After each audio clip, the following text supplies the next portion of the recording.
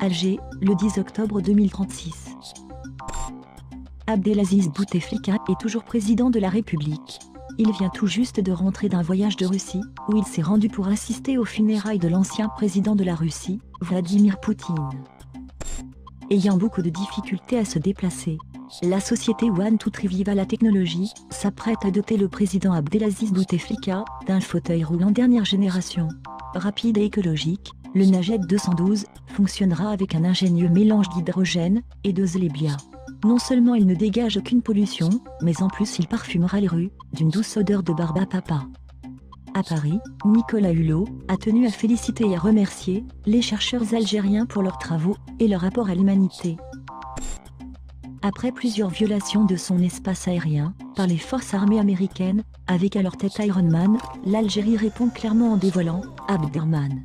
Plus sophistiqué, il est doté d'un système nerveux algérien qui décuple sa force à la moindre petite injustice.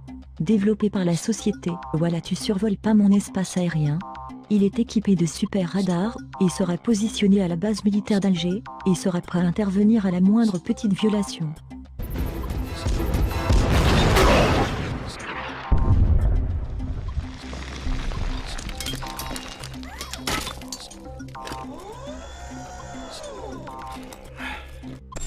En France, la banque Hexagone dirige désormais le pays.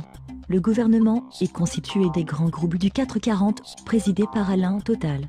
Selon les dernières informations, il serait sur le point de remplacer toutes les mairies par des grandes surfaces, et les pôles emploi, par des stations de lavage. N'ayant plus aucune opposition, il dirige désormais le pays d'une main de fer, rendant le peuple français à l'état de simple consommateur. Des groupes de résistance se sont créés, mais trouvent énormément de difficultés à s'organiser. Toutes les communications sont surveillées, sous contrôle et suivies à la trace.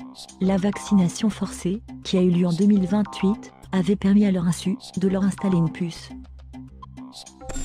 Cette semaine, le ministre de la Guerre, Philippe Méjenoun, a clairement menacé l'Algérie pour avoir offert l'asile politique à plusieurs membres de différents groupes de résistants français qui luttent contre la finance et l'hégémonie d'une oligarchie qui n'a plus aucune limite. Les familles qui fuient la France sont de plus en plus nombreuses, au risque de leur vie. Sur des bateaux de fortune, ils quittent ces dictatures et ce pays qu'ils ne reconnaissent plus. Ce sont des dizaines de corps qui ont été retrouvés la semaine dernière sur les plages d'Alger. Le chômage et la hausse des prix excessifs a frappé le pays de plein fouet. Dans les banlieues, malgré le couvre-feu, la communauté algérienne tenait à commémorer l'annonce du décès de Marine Le Pen, afin de lui rendre un dernier hommage.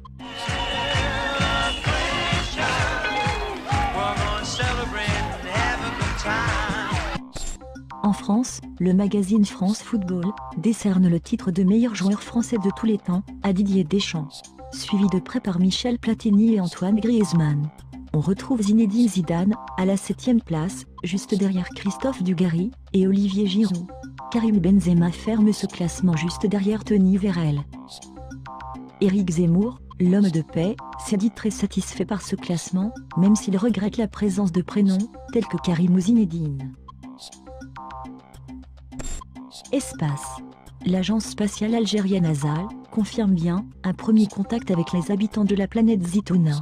Récemment découverte par le satellite Chouf-Chouf X212, le premier contact avec les Zitouniens a eu lieu cet après-midi à Boufarik, par l'intermédiaire d'un cyborg envoyé par ce peuple musulman sunnite, à la technologie très évoluée.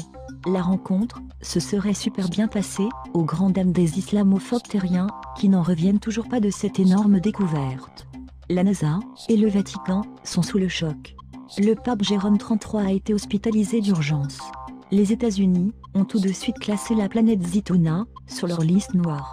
Alors que dans le monde entier, l'information est suivie d'une conversion de masse sur tous les continents. Ils sont brésiliens, ils sont noirs, sans aucun contact familial avec l'islam. Tous se sont convertis il y a quelques mois ou quelques années. La progression de l'islam au Brésil se fait de manière accélérée. On voit plein de gens qui se convertissent à l'islam, qui sont en quête de l'islam comme forme de connaissance. Un phénomène qui touche toutes les classes, et jusqu'à Hollywood, où l'ancien héros d'Indépendance Day, Will Smith, a récité la Shahada, cet après-midi, en direct sur le plateau de CBS News, provoquant l'arrêt cardiaque du pape Jérôme XXXIII, dont les derniers mots ont été « Pourquoi j'ai suivi ces francs-maçons de merde ?»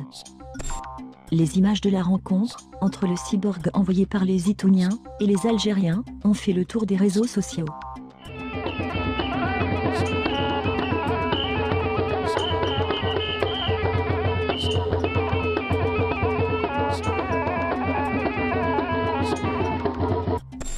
En quelques années seulement, l'alliance avec les Zitouniens a fait de l'Algérie la première puissance économique sur Terre. Air Algérie exporte des tonnes de sable du désert, très prisé, il se vend à prix d'or sur Zitouna. Air Algérie compte doubler sa flotte spatiale d'ici la fin de l'année.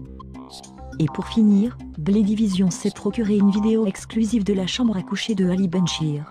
Datant de 2018, on peut y voir la déco, ainsi que tout l'amour qu'il portait à son compatriote, l'international algérien Riyad Mahrez.